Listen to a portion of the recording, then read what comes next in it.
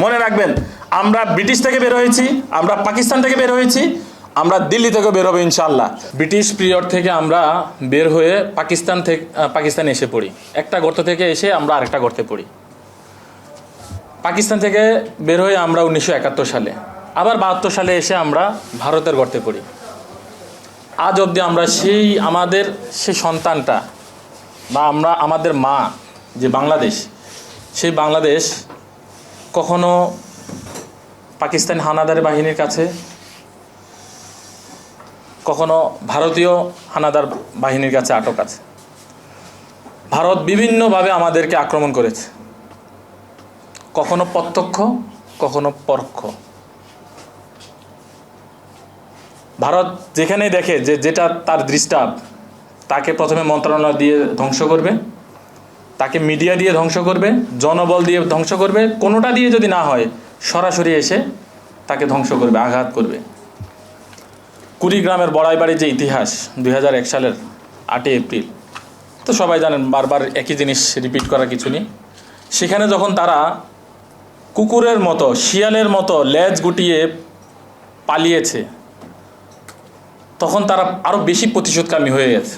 সেই প্রতিশোধটা এসে তারা জিয়ার স্ত্রীর আমলে, মানে খালেদা জিয়ার আমলে তারা নিতে পারে নাই, যার ফলশ্রুতিতে 111-কে ঘটাইছে। তারা 111 ঘটিয়ে তারা -2 ফর্মুলা করতে চেয়েছে, কিন্তু পারে নাই। সবাই জানেন এই ইতিহাসগুলো।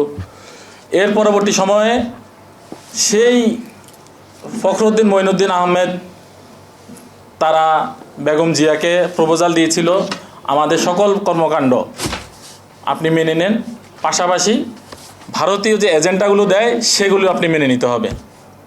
উনি মানেন নাই। একই প্রপোজাল যখন হাসিনাকে দেওয়া হয়েছিল, হাসিনা মেনে নিয়েছে, আমি ক্ষমতায় আসি আগে। হাসিনা বিভিন্ন সংবাদ সম্মেলনে কথাগুলো বলতো যে আমি চাইলেই পারতাম যে বিএনপিকে আমরা যে কয়টা আসন দিয়েছি এই কয়টা না দিলেও পারতাম, আমাদের হাতে সে মেকানিজম ছিল। জনগণ ভোট দিবে, আপনার হাতে কিভাবে মেকানিজম থাকে? আপনার হাতে কিভাবে, তার হাতে, সরি সে তো খুনি, ছাত্র খুনি, তাকে আপনি বলাটা সাজে না। এই ছাত্র খুনির হাতে কিভাবে সেই মেকানিজমটা থাকে? নিশ্চয়ই দিল্লি সেই ব্যবস্থা করে দিয়েছে। কমন সেন্সের ব্যাপার এগুলো। তারই প্রেক্ষিতে যখন আওয়ামী লীগ ক্ষমতায় আসে এবং পিলখানা তারা ঘটায়, দেখেন পিলখানাতে এখনো যে ক্লেশটা লেগে আছে, যে কখনো আমরা যদি বিডিআর স্ট্যান্ডে কথা বলি সেনাবাহিনীকে আমরা দোষারোপ করতে চাই, আবার সেনাবাহিনী স্ট্যান্ডে যখন কথা বলি বিডিআরকে দোষারোপ করতে চাই। আরে ভাই, এটাও আমার দেশের সম্পদ, এও আপনার সন্তান, এও আপনার সন্তান। আপনি দুইটা সন্তানকে কেন আপনি ডিভাইডেশন করতেছেন? এটা তো ভারতীয় ষড়যন্ত্রের অন্যতম একটা রূপ ছিল, যেটা বড়াইবাড়িতে তারা ব্যর্থ হয়েছিল। সেই ব্যর্থতার প্রতিশোধ হিসাবে তারা পিলখানা নিয়েছিল। একাধারে আমাদের 57 জন সেনা কর্মকর্তাকে শেষ করে দিয়েছে। কারা শেষ করে দিয়েছে? বিডিআর না। যদি বিডিআররা শেষ করতেই, তাহলে সেই বিচার অনেক আগেই কমপ্লিট হয়ে যেত, সেই বিডিআরদের অনেক আগেই ফাঁসি হয়ে যেত। সেই ফাঁসি কেন এখনো ঝুলে আছে? কারণ এই মামলার সত্যতা হাসিনার কাছে ছিল না। জুলাইতে যেমন ভারতীয় বাহিনী পুলিশ বাহিনীর মধ্যে ঢুকে, বাংলাদেশের বিভিন্ন আর্মস বাহিনীর মধ্যে ঢুকে, এটা যারা নাহিদ আছেন তারাও সাক্ষী, যারা মিডিয়া ভাইরা আছেন তারাও সাক্ষী, যে 5 তারিখ পরবর্তী সময় রাস্তায় যত লাশ পড়েছিল, যাত্রাবাড়ি শুরু করে সবাই দেখছেন যে এগুলো রয়ের এজেন্ট ছিল। পুলিশ কেন পুলিশ হত্যার বিচার জোরালোভাবে চাচ্ছে না? টুনটান করে চাচ্ছে। এটা কারা চাচ্ছে? এটা রয়ের এজেন্ট যারা, তারা চাচ্ছে। তো যাই হোক, আমাদের আজকে যে মূল আলোচনা, আমি ওইদিকে যাব না, মূল আলোচনায় থাকবো। এখানে আমি বলতে চাই 57 জন সেনা কর্মকর্তা ভারতীয় ষড়যন্ত্রের তারা সম্মুখীন হয়েছিল। পাশাপাশি আমাদের একটা পুরো বাহিনী আমাদের ভারতীয় ষড়যন্ত্রের মুখোমুখি হয়েছিল। সীমান্তে ছিল আগে রাইফেল, যেখানে একটা পাখি, একটা পিঁপড়া ওই পার থেকে এই পার আসার কোনো সুযোগ ছিল না, সেখানে রাইফেল সরাই দিয়ে তারা চকিদার বসাই দিল, গার্ড বসাই দিল, বাংলাদেশ বর্ডার গার্ড, এই তো বিজিবির নাম। ওই গার্ডকে লাগাই দিল কোথায়? সীমানায় তোমরা কিছু করবা না, সীমানা যাই হোক, সীমানা আমরা মারবো, ফেলানিকে আমরা মারবো। 2400 বাংলাদেশি মূল্য শুধু হাসিনার আমলেই, এদেরকে কারা মারবে? ভারতীয় বাহিনী মারবে, বাঙালি মারতে পারবে না। এটা লাইসেন্স দিয়ে দিল বিজেপিকে। তোমরা মারার দরকার নাই, তোমরা তো গার্ড, তোমরা তো চকিদার।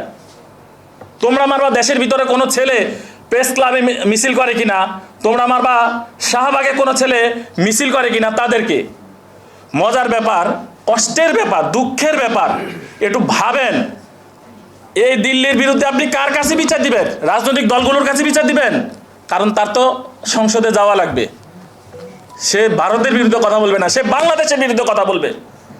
সংসদ সদস্যরা আজকে যারা বসে আছেন, গতদিনে যারা বসেছিলেন, আগামীতে যারা বসবেন, তারা মনে করেন তারা সার্টিফিকেট নিয়ে আসেন যে দিল্লি থেকে একটা সার্টিফিকেট পেলে আমাকে সংসদে বসিয়ে দিতে পারবে।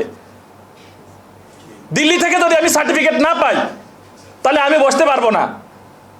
দিল্লির বিরুদ্ধে কোনো সংসদ সদস্য কথা বলে না। জুলাই সনদ বলবেন, এই বলবেন। কখনো কি বলেছেন যে ফেলানীকে কেন হত্যা করা হলো এই নিয়ে নিন্দা প্রস্তাব করেন?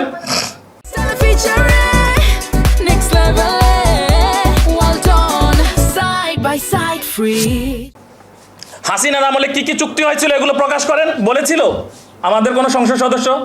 সরকারি দল, বিরোধী দল বলার মুরুদ আছে? বলার মুরুদ আছে? নাই। কেন নাই? আমি সচিবালয়ে যাব, আদালতে যাব, দিল্লির এজেন্ট। দিল্লির বিরুদ্ধে কথা বলতে গিয়ে একটা নিরীহ ছেলেকে দুনিয়া থেকে বিদায় করে দিয়েছেন। কে বলতে পারবেন তার নাম? শরীফ ওসমান হাদি। তার বিচার হবে না। আমি লিখিত দিলাম আজকে, এখানে লিখিত দিয়ে যাব। ওসমান হাদির বিচার হবে না। নাটক করবে, টাল বাহানা করবে। হাসিনা যেমন জামায়াত ইসলামকে নিষিদ্ধের টাল বাহানা করতো, নিষিদ্ধ করতে চাইতো না, শেষে এসে করছে যখন দিল্লি বললো যে এবার নিষিদ্ধ করো, ঠিক তেমনি ওসমান হাদির বিচার নিয়ে ছেলের হাতের মোয়ার মতো ঝুলাবে, জনগণকে ঝুলাবে।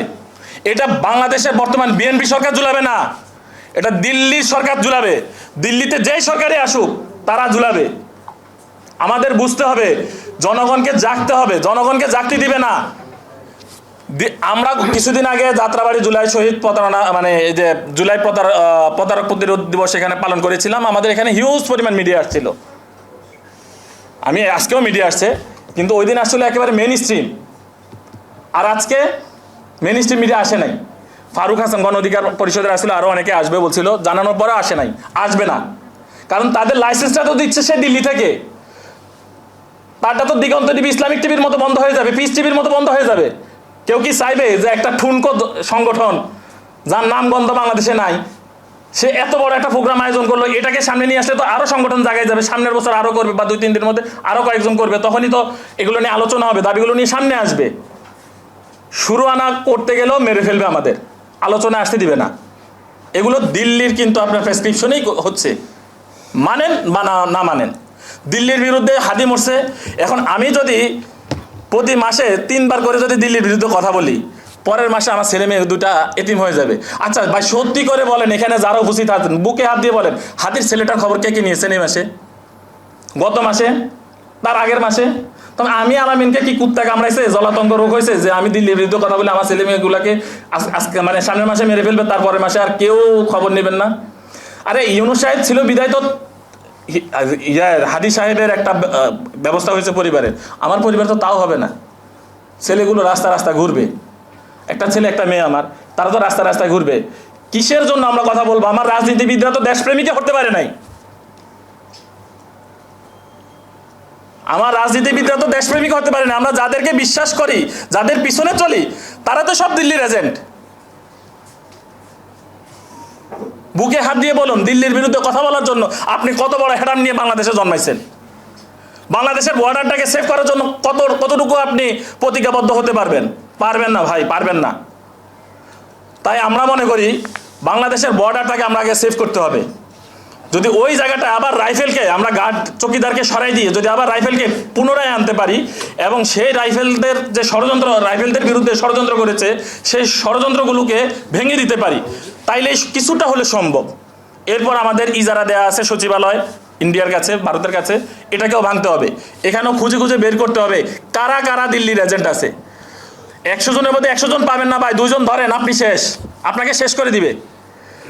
আপনি এমন কিছু করে যাবেন, বলে যাবেন যেন আরেকটা দেশপ্রেমিক ছেলে আবার নতুন করে জাগ্রত হয়, সে আবার কথা বলে আবার 2 জনকে শেষ করে দিয়ে যায়। মনে রাখবেন, আমরা ব্রিটিশ থেকে বের হয়েছি, আমরা পাকিস্তান থেকে বের হয়েছি, আমরা দিল্লি থেকে বের হবো ইনশাআল্লাহ। আমি না পারি, আমার সন্তানরা পারবে, সে না পারুক, তার সন্তানরা পারবে, তবে পারবেই। কারণ ব্রিটিশরা 200 বছরের বেশি আটকায় রাখতে পারে নাই, পাকিস্তান 30 বছরের বেশি আটকায় রাখতে পারে নাই, ইন্ডিয়াও পারবে না।